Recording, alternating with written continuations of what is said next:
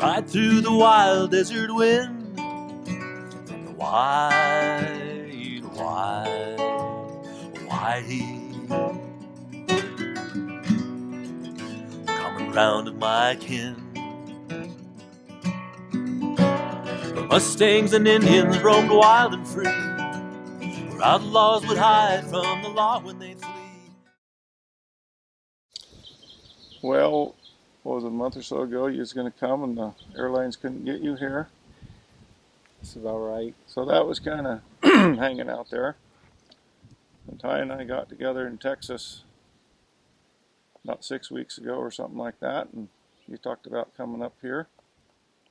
So that was kind of hanging out there. And I wanted to get these boys up here to start some colts with me sometime. And I knew their great-grandmother would love to be here.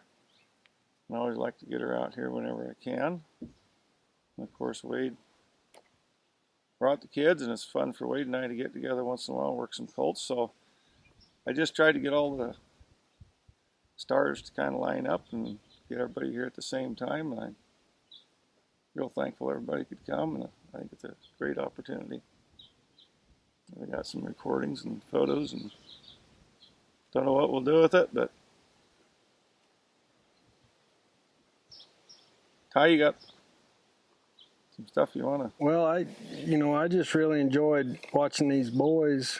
They did as good a job as about anybody out there, I thought, and watching Teo stay real, just his heartbeat never changed, and that's really important for that colt. That colt never felt grabbed or threatened or restrained. He just thought, would this work? And then he kind of said, well, I guess not. It's easier to just stand here. And that's a really important moment, that the rider can turn that into a bomb pretty easy. And for Teo to only be 12, I guess, and to have that confidence and be able to kind of project that energy for that horse was pretty impressive. I've seen guys that have been starting colts for 20 years that don't do as good a job as he did. And I thought that, Martin, you did just such a great job of just letting them be working at them from a working with them from a horse's perspective and letting them be the herbivore that they are. And, I was raised kind of the old cowboy bronc rider, treat them like a lion deal. And I proved to myself about 1,000,000 times how that doesn't work. And so seeing how little and how subtle you are with the few things you did that make sense from the horse's perspective changes the world drastically. And there was how little you did is what stands out to me. How little you did. I mean, I don't know that I've ever seen that little done, really, where it's just a few things correct. And we were talking about that last night with helping a kid. If you just focus on the couple of things that matter, the rest of it falls into place. And I think that's what you really set up good for those colts was there wasn't a bunch of bells and whistles, and you didn't bring out your war bag with all your pool noodles and all, and all the stuff that makes probably more sense to us than it does to the horse. And you can tell that with your experience, you had so much confidence, you and Wade, with them boys. And I'm a big chicken when it comes to my kids, and so that was inspiring for me to see that these kids are better at handling it than most men are. And it's really fun to watch. Did you get nervous? Never? No. Mm-hmm. Nothing. No, I was that guy when I was their age, so I was used to it. younger. I think he's. If anything happened, my mother or their mother would kill him. So I think he was. No, he's been doing this a long time, so I wasn't nervous. I was glad they made the switch on the horses though from yesterday to today. That needed to happen. So Teo got what he needed, and Cy got what he needed. So. And the horses got what they And needed. the horse needed, yeah. Well, I mean, it might be an educated guess, but I'd never put much money on what they're going to do when you saddle them and kick them out there that first time. It's just like those. That roan colt was, I mean, they're both quiet, but that roan colt was hard to wake up. But that's why I wanted to wake him up to say, what's going to happen when you do wake up? Yeah. I think that, Martin, what I really think that you do a good job with is you kind of see some people that maul a colt, you know, just kind of like a relentless mauling, and then you see the other people that are real quiet and you know and I just feel like you have so much experience that you're just perfect on bringing them up and then letting them see a way to get better, to feel better. And you're just a you know, you can tell that how much experience you have with that and how just easy it is and how quickly you get it. And I think that's really important, because there's nothing worse than getting on a horse that people been sneaking around. But taking them their first day of kindergarten and not saying we're doing chemistry today, but saying, hey, I want you to color inside the lines. Hey, good job. You know, and that's kind of how I think that it felt for them colts. And, you know. Well, it's like you said, you know, you make the mistakes and you can do anything different. Just don't do the same mistake. Yeah. You can make different mistakes. I mean, you might switch and do something else that doesn't work, but at least you didn't do the same thing that didn't work. Either win something or you learn something. So, yeah, and, you know, I've seen people get their horses too numb, too quiet, too desensitized. And then when they do get livened up, they never been there before and they fall apart. Mm-hmm. And that's kind of what happened with that roan colt yesterday. He was really, really quiet. And he accepted the saddle, but then when he went to move off and the stirrups went to flopping, he didn't know what was going on. It's to me like, even like a really easy colt, at some point checks, is this an option? You know, and I think rather it being out of lazy, I think most time it's out of being lazy, which I feel like they all are when they know they can be. You know, they'll be going along and you know, you might be getting some good turns or everything might be going just fine, but at some point, and it might be the next day, it might be the second day, or sometimes it might be the 10th day, that they go, well, what if I just tried this and went back over in the shade and grazed with the rest of my herd, you know, and that was just presented to that. For me, that was presented to him just right. Of, yeah, you could try that, but our deal's probably a little better. And you saw him; he picked it in 2 frog hops. He said, "Yeah, maybe that's." Well, the thing I think a lot of people try to avoid, and it's one of the first things I want to find out. A lot of people try to avoid getting that horse scared. Yeah. They don't want him to get bothered. They want him relaxed. Well, for the most part, so do I. But where I see a lot of people get in trouble is they keep that horse quiet and relaxed. And then when he does get scared or bothered, he's never answered questions in that frame of mind. Yeah. And he doesn't know how to. Yeah. So that's kind of the first thing I want to know is how much is it going to take to bother this horse? How much is it going to take to scare this horse? I kind of want to know where that is. Mm-hmm. And we don't have to panic him. We don't have to keep him there a long time. But I want to know where he thinks the edge of the world is. Then we can kind of work from there. And then setting it up to where when you do push them to that point, letting them have an out to a desirable behavior is you know, they've been letting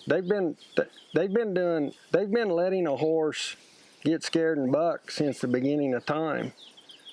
but that's a different presentation that makes them resentful and dread it, and it's going to happen again where setting up that presentation better, where it's like, well, yeah, you can try your idea, but this idea over here, you could probably just stand in the shade a little bit, and they find that breadcrumb pretty fast. You know, especially as good as you present it to them. Steve can talk on this, but to me, it's not about keeping them here, homeostasis.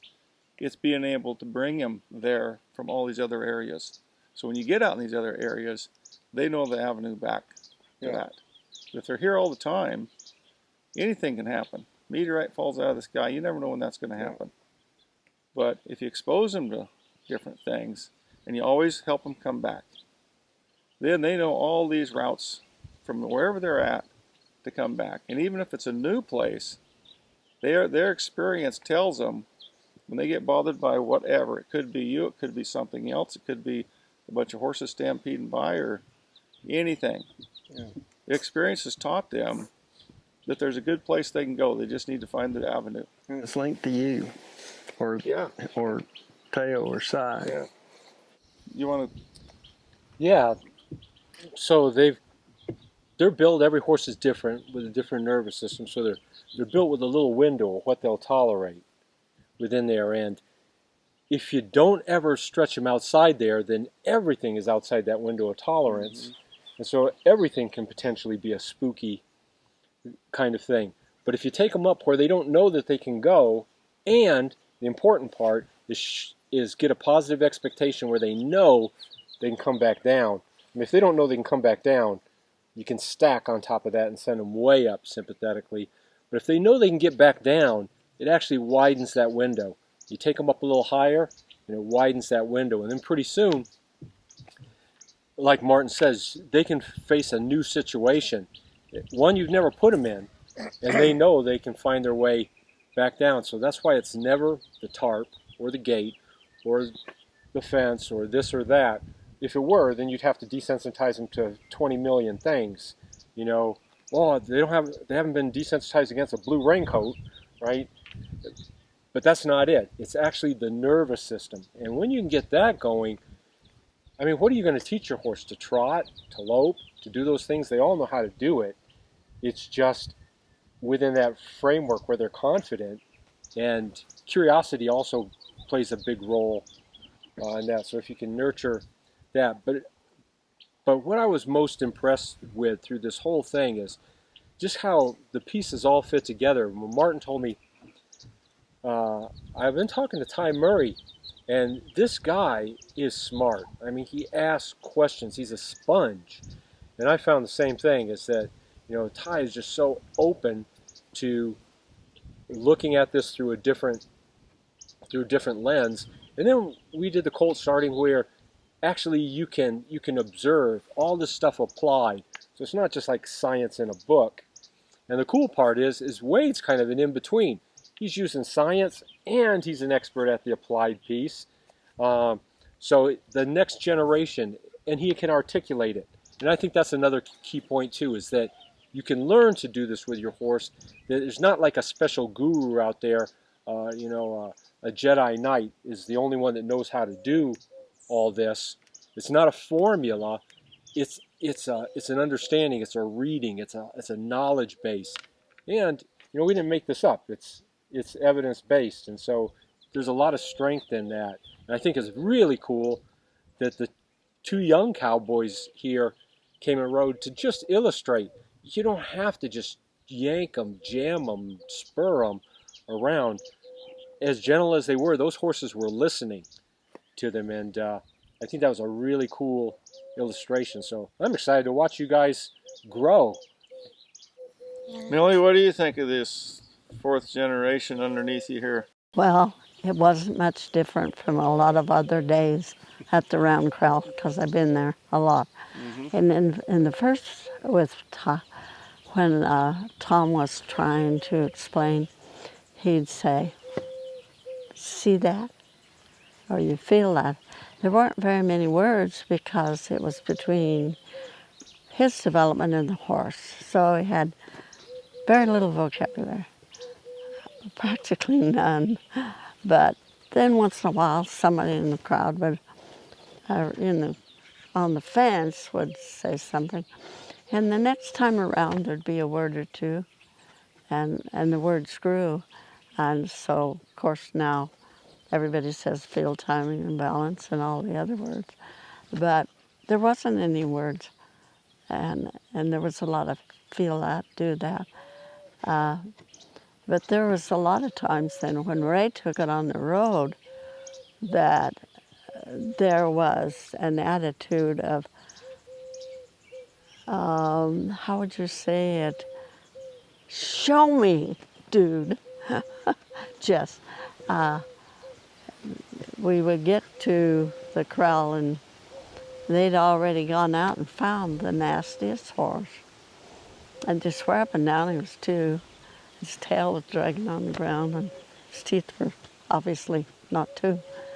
But the setup was there and time was there, the clock was there. He went for it. But little by little there was, anyway, usually when they left, they had a different attitude. Mm-hmm. But it was a lot of years. But I will say this, that Tom always wanted to share, and I never knew a time when he didn't want and feel like anybody can do it. Babies, these guys. And he did work with little people, young people and old people, everybody. But it's pretty, I never got tired of it because you get to see people learn. And even as I became more aware of what he was showing and how he was doing, he would have, and Bill, for instance, Bill Van Norman said, I can see 3 ways to do that. And Tom could see 10 other ways to approach the horse, to communicate with the horse. And we never got tired of it. Mm-hmm.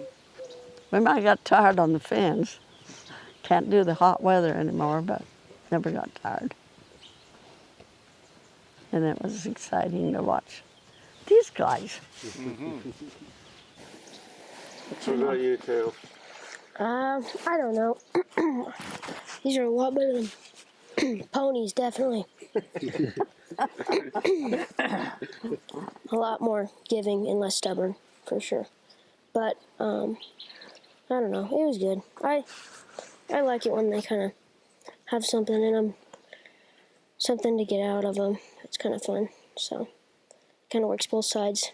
Horse training and bronc riding, so Yeah. you can tie it in with each other or overlap it with each other. It's pretty good. Pretty good too. Yeah, I always figured if they're if you want to ride bucking horses, you're gonna saddle that horse, and he's gonna maybe buck anyway. Why waste it? Yep. You can buck with an empty saddle, or he can buck with you. As long as you're not knocking on him or hanging on his head or spurring him or anything, you're just sitting there practicing. It's kind of like we was talking last night. You got a bucking machine, you got steers, you got that teeter-totter, whatever your deal was. It's just more feel, and like you say, the colts there's that little bit of unpredictability in there. You never know. Yeah. But I can't do it anymore. But cold morning, I'd just get on them, and I might even put my bronc saddle on them and practice at camp, and then take my bronc saddle off, put my slick fork on, and go buckaroo on that horse all day. But if he's got tight and get him buck, put it to work for you. Yep. What do you got to say, Cy? Well, after my ride, my dad, he told me that, like, when I was turning him, I, had my head on the side that I was turning with. So then he told me to put my head on the other side. And then once I did that, it worked a whole lot better. So I kind of thought I needed to start doing that more. Yeah, you know. Felt better, huh? Mhm. Yeah. What do you got to say, Wade? Yeah, it was fun. Obviously hanging out with Ty and get to visit with Steve and get my kids around Grandpa. That's fun. And I think, I teach at a college, and I like taking a lot of what you guys have done, you and Steve, and working with horses. And visit with Steve, he does the brain, how it works in people, and you guys have applied it to horses. And then I got a youth development program, and I just like with the kids and how are the kids, because you guys got the pyramid and you put them in pressure, they get in their sympathetic nervous system, and they can come down and get the dopamine, or they could go on that dark side. And I see parents do that all the time with kids. They get pressure situations, they don't come down on the good side, they don't get the dopamine, they don't. And so we're talking about stressing that horse and then letting them come down and get success, lick their lips, think about it, and then they want more of that dopamine, they want more of that feel-good chemical. You tie that together with rough stock and contact sports, and well, why in the heck would you ever do that? It's that feel-good chemical that the body produces when you win and you get the success. And so I just think it's neat tying it all together, from the sports analogy to the brain surgeon to the, you training horses forever, and then kids, and putting kids in an environment where, Ty, you said, are you a little bit nervous? I want to stress them. And we talked about, you don't throw a puppy, if you're training pups, you don't throw them in there with a bunch of, pairs that are going to be fighting. You put them in with goats. And so I think that part of, you stress that horse, you stress that, I think just putting those kids in those opportunities where maybe they do get a little bit tight and unsure. And for the most part, Dad would usually push me up the pyramid, and most of the time we come down on the dopamine side. There was things, sure, a lot of jumping the fence, but for the most part, I knew Dad was good at what he did, and so it's fun to watch him with these guys is controlling the situation, and it's just pretty fun to watch all the different pieces come together here. We didn't have to call 911 very often. Actually, the young man who was a farrier, who had read the book, he looked over the fence and he kind of watched a master at work, and he said, now that I see it, I had to read the book, but now that I see it, it's dotting all these I's, it's crossing all these T's. And I think that's what Wade's program does too, bringing the two together.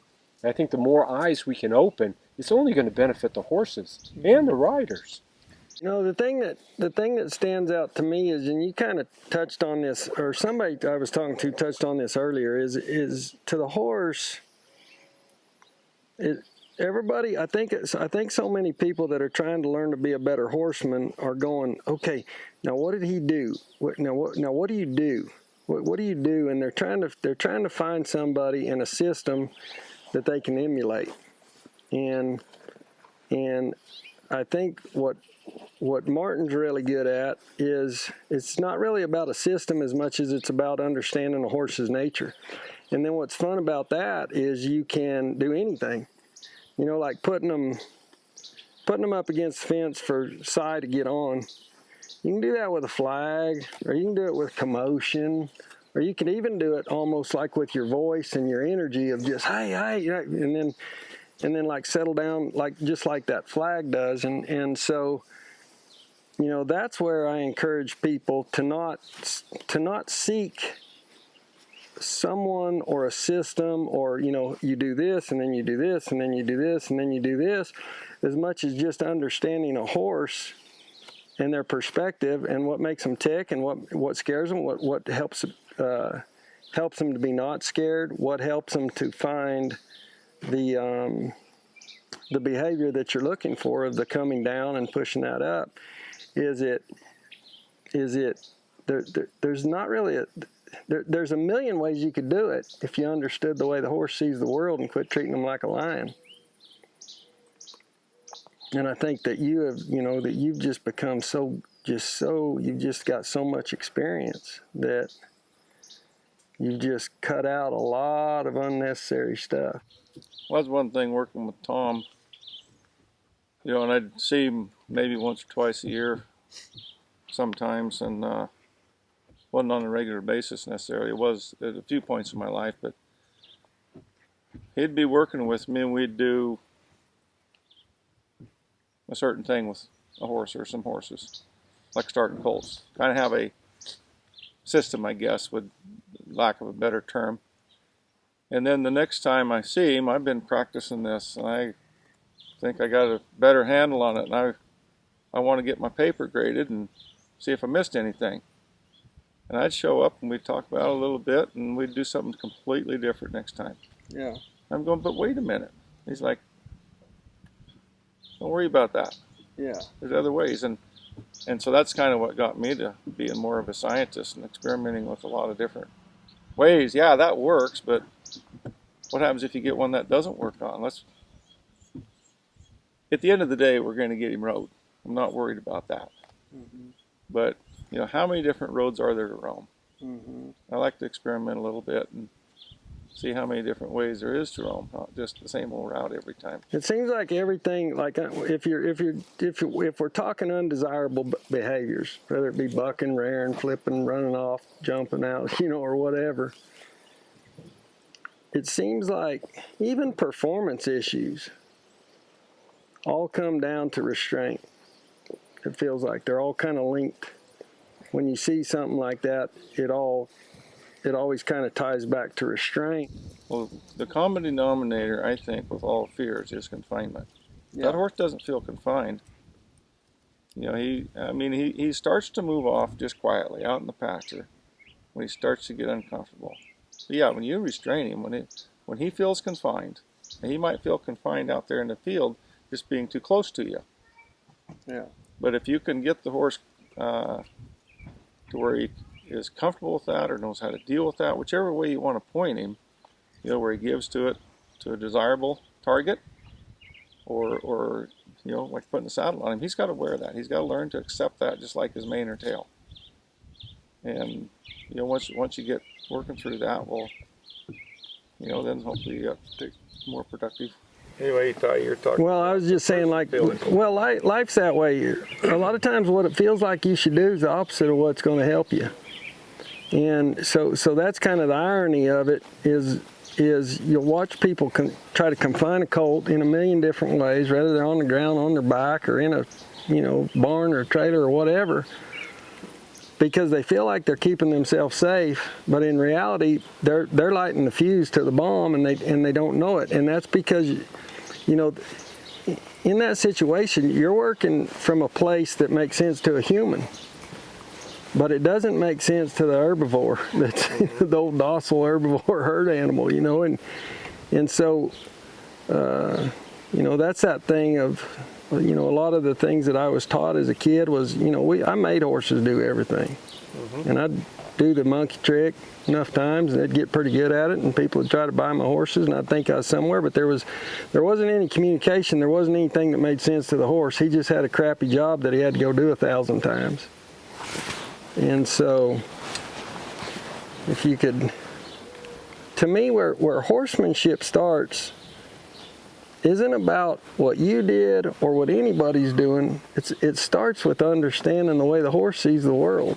And that's why I think that you and Steve's book is so powerful, because it's a really a good place to start changing your thinking around to seeing it from the horse's perspective and the proof of the horse. You know, it's not so-and-so's opinion of this is my method or whatever you might want to call it, but you know, we have a science-based proof that this is the way it adds up to the horse, and this is why. And so if you don't try to educate yourself on the way the horse sees the world, then it doesn't matter how many people you go try to learn from and get a pool noodle here and a flag here and you know, here's what he did, this is how he dallied him, or this is, you know, none of that stuff really has anything to do with nothing. If you're still working at it from a human standpoint, and you're still always wanting to confine and make, and it doesn't work. I tried it for 20 years, and I know that it doesn't work. And I think that's the thing that you're so good at, is simplifying it down to, it's not some magical method of You've got to be born with this in you. You've just got to educate yourself on the way the horse sees the world instead of the bad information that's been handed down to a lot of people for a lot of generations.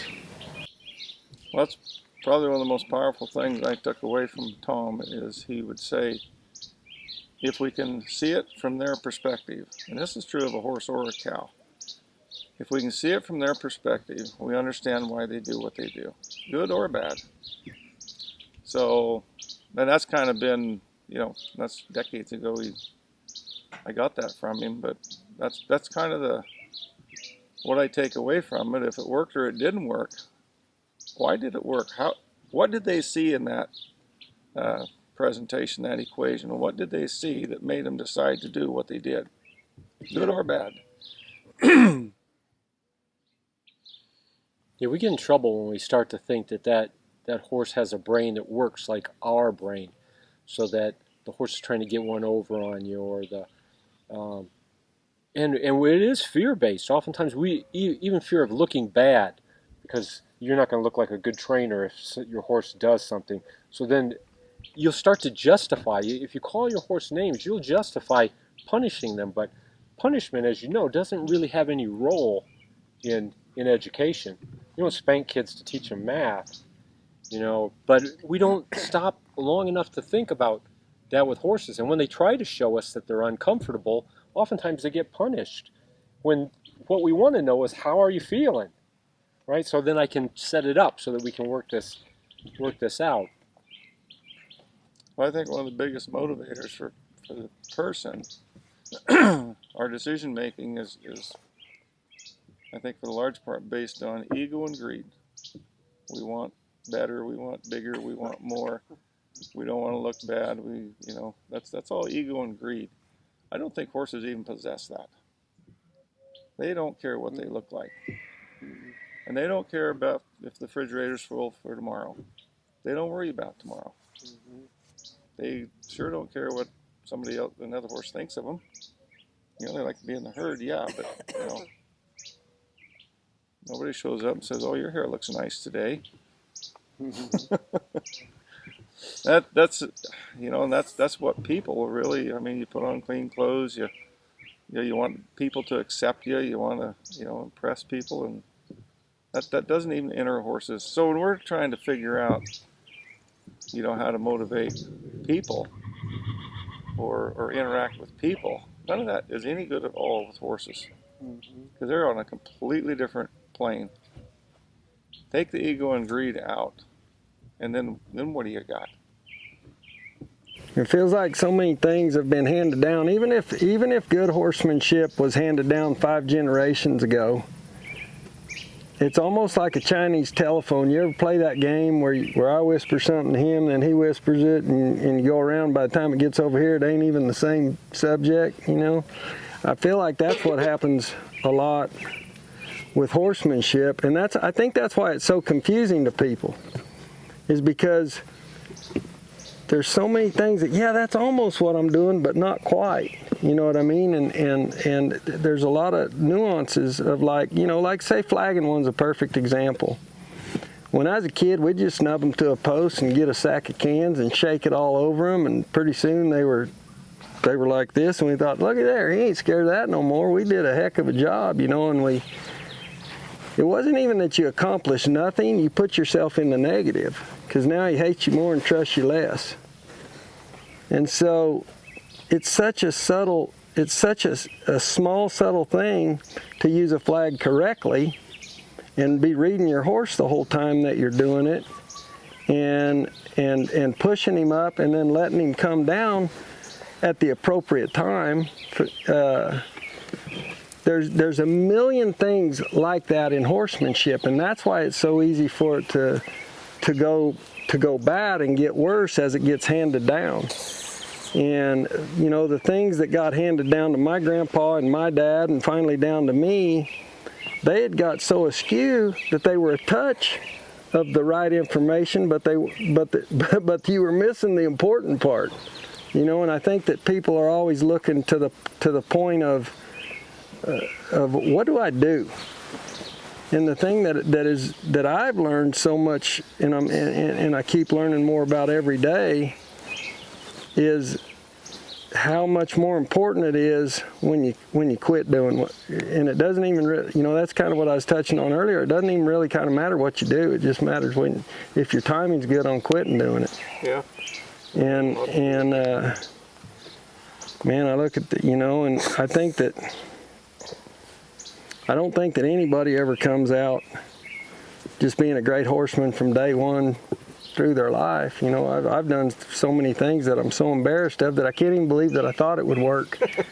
But when you're brought up and you're told that as a kid, and then what's even crazier than that is, like, for the first 20 years of my life, when it didn't work 500 times in a row, I still tried it. And that's where kind of the insanity comes in. And I thought, well, maybe I need to figure something out. It doesn't work. I would value your opinion on just the training model, because somebody sends you a horse to train, and with these colts, we had the luxury of just saying, that's perfect, right where they're at. But if somebody's paying you for an hour's work or 2 hours work, then you reach a point of diminishing returns, and if you keep on, then your horse checks out on you, and now you've really wrecked everything you've already set up, And the model is, if your client calls you and says, well, did you ride my horse for an hour today? Well, maybe it was only good for 10 minutes, and that was perfect. No, I think that the 30-day colt starting deal, that second 2 weeks, usually is a waste of time and a waste of money. Because it's like, and of course, I keep them rolling along. I get them in a learning frame of mind and just stuff all I can in there in a short amount of time. And Van Norman's, and that's the way a lot of the people that I grew up working around did it. We didn't put 30 days on them. We had a week or two, and we got them to a good place and turned them out. They might have turned out for a year. And them horses come back better than most of these horses that had a month on them. And what I see is that learning curve. It's a pretty steep incline, and then you get to a place that it kind of flatlines. And then pretty quick they're bored and it starts tapering off. And usually that's at the end of the month. So you turn them out there. But what Van Norman's and these other people that I've kind of worked around is you got them going really good. And you could kind of know, or you could even feel, if you didn't kind of make an educated guess, when that colt was as good as he is going to be on this learning incline. And stop. You maybe had another day or two. You could have went a little further, but stop on the incline, regardless. Flat spot, if you get to the flat spot, you're still better to cut your losses and quit there a day or two after you've hit that flat spot. But don't keep going, because then you got to spur and you got to do more to motivate that horse. Instead of the first impression stuff. Quit while they're still got that first impression stuff. You don't have to do that much. It's a big thing for them to open their eyes and go, I've never seen that before. I never learned that before. Quit there. A big difference in one that's learning and one that's tired. When I was a kid, we'd ride colts during the week and go to a junior rodeo on the weekend, and we'd come back on Monday and we were starting over. I just thought that's how horses were. And like you talking about starting a 2-year-old and then turning him out till he's 3, I got a mare there at the ranch that I turned out for 10 years. And part of it's because she's kind of fine boned. She wouldn't really stay sound, and I had her going where I really liked her, but she just wasn't gonna make it as a using horse. So I kick her out for 10 years, and she's a real scared type of horse. Really scared. She's probably the scaredest type of horse that I've ever personally started and worked with and rode. And 10 years later, it's like I didn't miss a day. Because you quit her at a good place. Well, I don't even know if it's that I quit her at a good place. It's just you because it wasn't like a colt that I started for 2 weeks and then quit for 10 years. I'm talking about I started her at 2, I rode her pretty good at 3, and by 4 I saw she wasn't going to hold up, and I kick her out for 10 years. And when I go back, she's such a scared horse that it was so important to her, our rules that never changed. You know what I mean? That 10 years later, I go out there in a 100-acre pasture and just grab a main holt and swing up on her. 10 years later, and she's really only had her 2 and 3-year-old time frame of much riding. And being a really scared type of horse, it was more important to her than it almost even was a gentle one. I think it works the same with a gentle one, but my whole life it was wet saddle blankets. That's how you make good horse, wet saddle blankets, and I really don't believe that. I think that's how you make a tired horse that's an illusion. And I heard you say one time that good horses are made when they get good information, and that's all it comes down to. And they don't. That's where people get so confused in a tired horse and a horse that understands. And that's where you see the power of it, especially like somebody like me that grew up as a kid that was like, man, we went to junior rodeo, we come back on Monday, and they rested up for 2 days and they're ready. They're like, okay, let's go again. And working with them from a place that makes sense to them, they don't forget turning them out for their 2-year-old year. You can turn them out for the rest till they're 20 and get them up, and they're going to be right there where you left off. Because you put that brain wiring in. You're responsible for putting that brain wiring in, and if you get it right, then you're going to really benefit from that when you pick it back up again. But in the same way, you could prune back those dendrites, put in that brain wiring wrong, and still turn that horse out, but all you're left with is that bad pathway. You still got to go back and rewire. So you got to have the good experience to put them out, because you can break them for a long time, but if they're broken with that trauma in there, it's in there. You got to go back. My whole life growing up, I was around horses that were 25 years old that got rode to death. And like when I was a kid, they'd say, "Well, he's a little ouchy." Well, he was psychologically traumatized for 25 years. Is basically what it comes down to, that's those horses have been worked with from a human's perspective so badly that it's a PTSD lifelong deal. That they're 25 years old, and every time you walk around him, you're keeping an eye on him, and that's something that the humans put in 100% unknowingly. Or you can do it the other way. I've done the same thing with performance horses, and had horses that I showed, with horses that have been rode for a couple of years, and my horses wouldn't have less than 100 rides on them, but it was quality instead of quantity. Not saying the wet blankets doesn't have its place, but if that's all you got working, you don't have it. Yeah. But the same thing with this incline and the learning that I'm talking about. You can give them 10, 15 rides of good quality rides, working cattle or doing something like that. And that was kind of my opportunity a lot of times, is if I had a show horse, I wouldn't just go buckaroo on him necessarily. He could do it, but if we had a week or so of working cattle in the fall, that's when I'd ride them. And might change horses 2 or 3 times through the day, so each horse had the really quality classroom time. Didn't have to get tired. He was still feeling good when we got done, physically and mentally. And then they might not get rode again for a couple of months. And I've seen these show horses that was rode consistently for 90 days that wasn't any further along than what I'm talking about, just putting the quality rides on them. Like when I was a kid, where we would be at 60 days was behind where you were at. I didn't time it, but between last evening and today, you ain't worked with them horses 30 minutes. And you're so much farther ahead in 30 minutes than when I was a kid that we was in 60 days. Of just that making repetition. I'm the boss. You're my slave, and here's what we're going to do.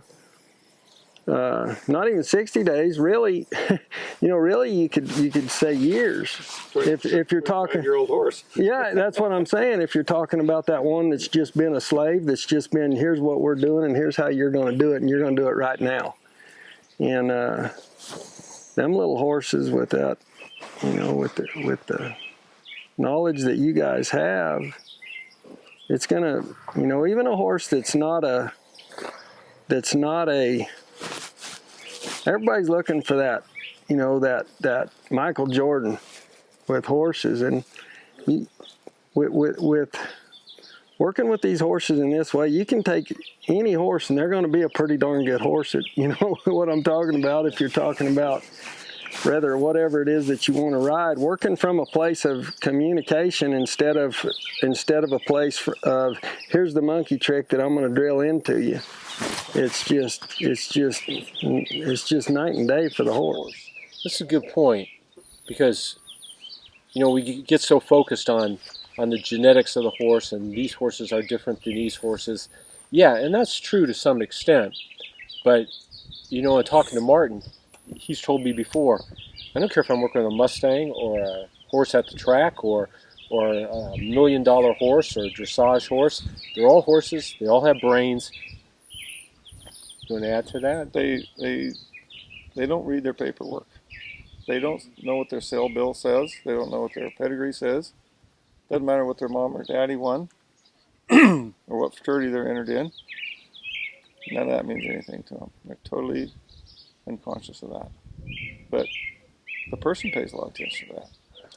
And from a business standpoint, yeah, you might some, but you can't judge the horse by that. Mm-hmm. I've seen plenty of these burros that had nice pedigrees, and people put a lot of hopes and dreams in them, and he's still a burro.